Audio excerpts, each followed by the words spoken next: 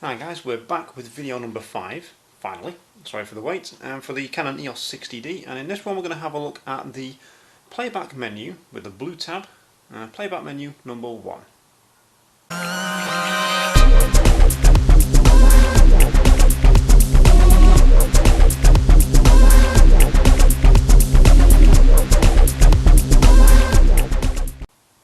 Okay, so playback menu number 1. Let's have a look what we've got here. We have the first option that you can see is protect images. So if I select that, I can choose to select an image to protect.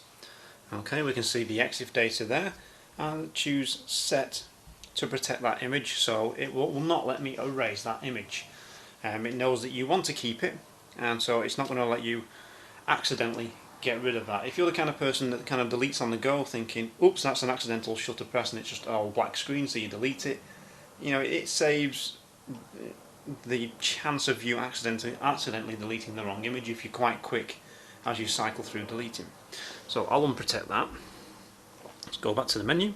We can do all images in the folder, of which there are 113 on this card. I've left images on this card on purpose for the purpose of the video, so I'm not going to protect them all. You can unprotect all images, and once you have protected them all, should you wish to change that. All images on the card, or unprotect all images on the card. Fairly self-explanatory. It just protects against accidental deletion of your images. Next menu item is rotate. So we'll have a look at this. Now we can actually rotate the image in camera. I can understand you wanting to do this if you're shooting JPEG. I mean, you've got in-camera RAW processing as well on the 60D and creative filters, so it may well be of use for you. If you're shooting RAW, it's not something you're really going to do in camera. You're going to do that later in post-production once you've processed the RAW file, like myself, although it's rare that I have to rotate an image. Where it could come in handy is if you're the kind of person which holds your camera, I don't want to say wrong, well I do, but yes, you're the kind of person which holds it kind of upside down with the shutter button below when you're shooting portrait orientation, then you might want to obviously rotate that image then later. That may be of use in that situation. So if I hit set, we can see that the image gets rotated. Oops, she's upside down. There we go. Okay, so we can just cycle through and flip through the rotations there. Next is erase images. This is where we can actually go in and highlight images we want to delete. So select and erase. Okay, now if I cycle through to, I'll tell you what, that's a horrible picture. That's a close-up picture of someone using a 15 or an 8mm fisheye. It was a fisheye lens anyway, not really made for up-close portrait work. So we'll erase that one, shall we? And then we can hit delete up here to erase. So we can make selections of multiple images, whether they're either bunched together or staggered apart, and then hit delete and then delete all the selected images. Okay, so we'll go back. We can choose to delete all images in the folder or all images on the card, which I don't want to do because I still need to keep them on this card for this video. So we'll go back, print order. Okay, no compatible images available for selection. The reason why it's saying this is because all of my images on my card are RAW files. If they were JPEG, then I would have options that I could select here, or images that I could select to be printed in a certain order. And this is for when you connect your camera directly to a printer using Pixapro. Most cameras can do this, most printers can do this these days, inkjet printers, home printers, so you can then directly connect to that and then output at home should you wish. Don't do it myself. I generally process my RAW files and send the images to a lab. Anything I print at home, which is really rare, I will send the file to the printer once it's been outputted to JPEG after processing. So that's the only reason why it's not letting me do it, because they're all RAW files. So menu, creative filters. Okay, this should be interesting. Now let me go back to an image here. There we go. So if I zoom in, just so we can see a bigger image. Now the reason why it's lopsided is because I prefer the full preview on my cameras to show the whole, to use the whole screen. So the auto rotate is only set on for computer and it's turned off on camera because it's just irritating. It just gives you a small picture down the middle, and I don't see the point in that when you've got this 3" or whatever it is screen for a preview. So set we can go grainy black and white, soft focus, toy camera effect, miniature effect. Okay, and what I may do, I may come back to these in a separate video so we can actually see them, because you're not really going to see a huge difference looking at the small screen on the back of the camera on some of these. So we'll come back to those and have a look at those in more detail. So we can choose set for a black and white, and because it's boosted the contrast, the hair highlight warning is now flashing, and we can see that one. We can back up the contrast, which will get rid of the highlight warning, or we can increase the contrast depending on the look that we want. Okay, you can choose set, save to new file, and that has now created a JPEG for us under that file number. Okay, and return to the original image there. So the 60D is quite nice. You can process images out in camera should you wish.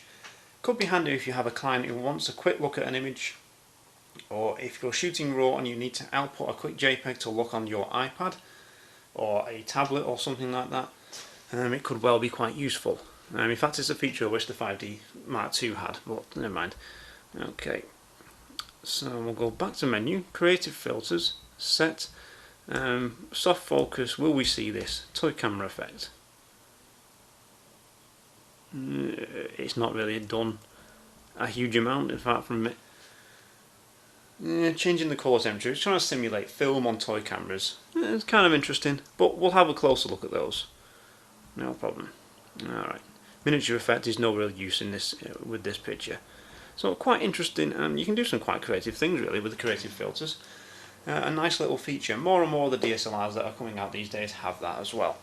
So next is resize. I can choose to resize an image. Okay, large JPEG here. I can go to medium, small 1, small 2, small 3, and it tells you the resolution in megapixel, should I wish to. Now it is only going to let you resize JPEGs, so it needs to create a JPEG first to be able to resize it. It can't resize the raw file. And remember, when you're processing raw files, you resize on output. There we go. So that's a neat little feature. And raw image processing here. Okay. That is a raw file. So choose set, and we can now increase the exposure by 1/3 of a stop, by a full stop. You've not got as much leeway or change or options as Lightroom, but we can still do something. We can output it to a large JPEG. We can change the color space to Adobe RGB, sRGB. We can change the white balance as shot, auto, daylight, shade. Okay. Tungsten, which is going to make it go really blue because it was shot with a daylight balance, light flash. Picture style we can change, auto lighting optimizer, noise reduction as well. Okay, some options are probably grayed out because it's not a JPEG. Peripheral luminal correction is disabled, so I can't do that. Distortion correction disabled, and chromatic aberration correction disabled. This is because I have these kind of things turned off in camera because I don't output directly to JPEG from the camera, plus I don't use Canon's own software to do my editing. I use Lightroom, so those settings are really irrelevant to Lightroom. Okay, so quite a nice little feature. You can hit info to reset any changes that you have made. Okay, and we'll go back. So you've got some quite powerful tools there on the 60D in that first menu for editing your pictures in camera, giving somebody or a client a quick preview of an image. You can kind of make it look like what we might get it after full post-production. So it's quite a nice little feature. In the next video, video number 6, we'll have a look at shooting menu number 2. Okay, but we will come back to the image processing at a later date. I'll work through some files and we'll show those in the video as well. Okay, any questions, comments, stick them in the comments below, obviously. Please like, share and subscribe if you feel this will help someone who's recently bought or is thinking of buying a 60D. This is why I'm doing these, is to help people. Apologies for the delay in getting these done. A few things have got in the way recently, and that's why it's taken so long to get this one back up, but I'm back now and we'll get through these videos as quickly as we can do. Any questions, hit me up in the comments, drop me an email, ask me on Twitter, and I will see you guys in the next video.